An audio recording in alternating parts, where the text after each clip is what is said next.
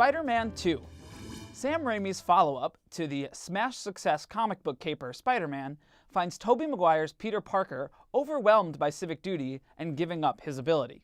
But he couldn't have picked a worse time to do it, as the evil Doc Ock, as played by Alfred Molina, takes to terrorizing the city. Ladies and gentlemen, fasten your seatbelts. Because the third Spider-Man film is so devastatingly bad, so astonishingly awful, history kind of forgets that Spider-Man and Spider-Man 2 are very solid blockbusters. And I think that they really excel in, making a big, broad comic book movie with colors and explosions and fight sequences and all that wonderful stuff, CGI, all that shit we love to see.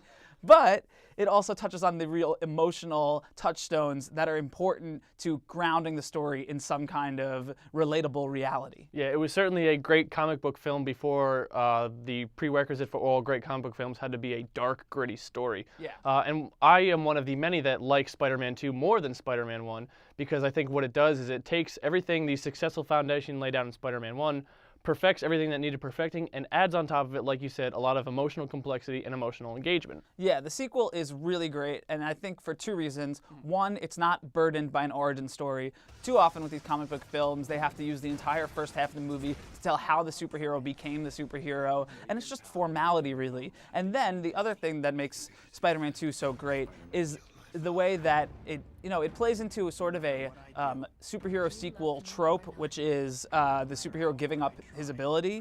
And it's something that we've seen before. Superman 2 is an example of that. But it does it really well, and it gives a nice emotional background to that decision that makes it feel weighted and important.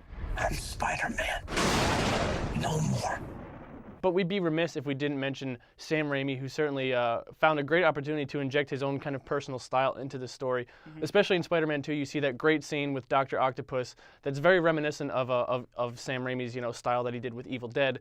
And it's actually Dr. Octopus, I think, that really helps this film succeed, because the work that he does with that character is fantastic. Yeah, that character in acting, writing, and direction is just on another level completely. And I think it's a lot to do with Alfred Molina, who really hits it out of the park, and the arc that he gets to play. The Spider-Man myth has a lot to do with the theme of grief and sadness and what you turn that into.